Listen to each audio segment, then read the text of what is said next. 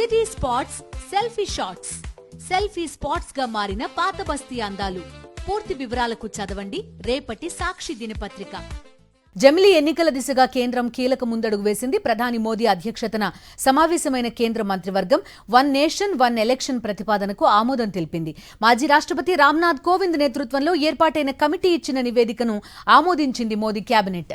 లోక్సభతో పాటే అన్ని రాష్ట్రాల అసెంబ్లీలకు ఎన్నికలు నిర్వహించే ప్రక్రియకు పచ్చజెండా ఊపింది. శీతాకాల సమావేశాల్లో జమిలీ ఎన్నికల బిల్లు పార్లమెంట్లో ప్రవేశపెట్టే అవకాశం ఉంది. ఎన్డీఏ భాగస్వామ్య పక్షాలు జేడీయూ, ఎల్జేపీ జమిలీకి మద్దతిస్తున్నాయి. ఈ విడతలోనే జమిలీ ఎన్నికలు నిర్వహిస్తామని నిన్ననే ప్రకటించారు కేంద్ర హోంమంత్రి అమిత్ షా. జమిలీ ఎన్నికలకు దేశంలో భారీ మద్దతుందన్నారు కేంద్ర మంత్రి అశ్విని వైష్ణవ్. పదే పదే ఎన్నికల నిర్వహణ అభివృద్ధికి ఆటంకంగా మారడంతో పాటు ఆర్థికంగా కూడా భారంగా మారుతోందనే అభిప్రాయం ప్రజల్లో ఉందన్నారు. ఈ నేపథ్యంలోనే కోవింద్ రిపోర్ట్కి కేబినెట్ ఏకగ్రీవంగా ఆమోదం తెలిపిందని వివరించారు. एक्सटेंसिव फीडबैक से आया था कि there is a widespread support for simultaneous elections in the country. There is a widespread support for simultaneous elections in the country. इसीलिए एनडीए सरकार की कैबिनेट ने आज सर्वसम्मति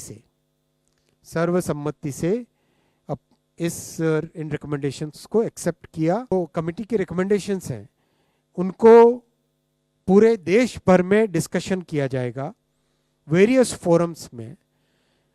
वेदर इट इज़ आप सबका भी स्वागत है. आप सब भी इसके डिस्कशन में हिस्सेदार बने और सभी नौजवानों को, सभी जो इंडस्ट्री बॉडीज़ हैं, सभी जो दूसरे जितने भी फेडरेशंस, ग्रुप्स, हर एक तरह के जो सोशल ग्रुप्स हैं, उन सब का हम आह्वान करते हैं कि आप सभी इस पॉइंट को डिटेल में डिस्कस कीजिए, साइंटिफिक वे में डिस्कस कीजिए.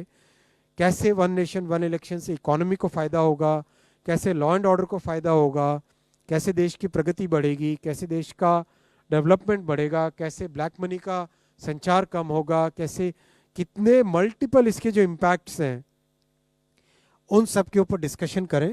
और एक इम्प्लीमेंटेशन ग्रुप उसके बाद में क्रिएट किया जाएगा जिससे जो लीगल प्रोसेसेस हैं उन प्रोसेसेस से इसको इम्प्लीमेंट करेंगे. 2019 ఎన్నికల లోక్సభ ఎన్నికల మేనిఫెస్టోలో జమిలీ ఎన్నికల హామీ ఇచ్చింది బీజేపీ. కేంద్రంలో మూడోసారి అధికారం చేపట్టగానే ఆ దిశగా ప్రక్రియను ప్రారంభించింది. మాజీ రాష్ట్రపతి నేతృత్వంలో హై లెవెల్ కమిటీ ఏర్పాటు చేసింది. 191 రోజుల పాటు రాజ్యాంగ పార్టీలు, రాజకీయ పార్టీలు, రాజ్యాంగ నిపుణులు, న్యాయమూర్తులు, మాజీ ఎన్నికల కమిషనర్లు సహా వివిధ స్టేక్ హోల్డర్స్తో విస్తృత స్థాయిలో చర్చలు జరిపింది కోవింద్ కమిటీ. మార్చి 15న రాష్ట్రపతి ద్రౌపది ముర్ముకు రిపోర్ట్ సమర్పించింది. 47 రాజకీయ పార్టీలతో కోవింద్ కమిటీ చర్చలు జరపగా 32 పార్టీలు జమిలీ ఎన్నికలకు మద్దతిచ్చాయి. దేశంలో లోక్సభ, అసెంబ్లీ, స్థానిక సంస్థలకు ఒకేసారి ఎన్నికలు నిర్వహించాలని ఏకగ్రీవంగా సిఫార్సు చేసింది కోవింద్ కమిటీ. ఇందుకోసం రాజ్యాంగంలో కనీసం 5 ఆర్టికల్స్ ని సవరించాల్సి ఉంటుందని తెలిపింది. జమిలీ ఎన్నికల నిర్వహణకు రెండంచెల విధానాన్ని సూచించింది హై లెవెల్ కమిటీ. తొలుత లోక్సభ, రాష్ట్రాల అసెంబ్లీలకు ఏకకాలంలో పోలింగ్ నిర్వహించాలని, ఆ తర్వాత 100 రోజులకు మున్సిపాలిటీలు, పంచాయతీలకు ఎన్నికలు జరపాలని పేర్కొంది.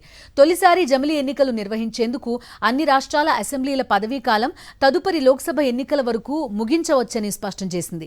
2029 నుంచే జమిలీ ఎన్నికలు నిర్వహించాలని ప్రతిపాదించింది ఉన్నత స్థాయి కమిటీ. అభివృద్ధి ప్రక్రియ, సామాజిక ఐక్యతను పెంపొందించడానికి, ప్రజాస్వామ్య పునాదులను మరింత లోతుగా చేయడానికి జమిలీ ఎన్నికలు దోహదం చేస్తాయని తెలిపింది రామ్నాథ్ కోవింద్ కమిటీ.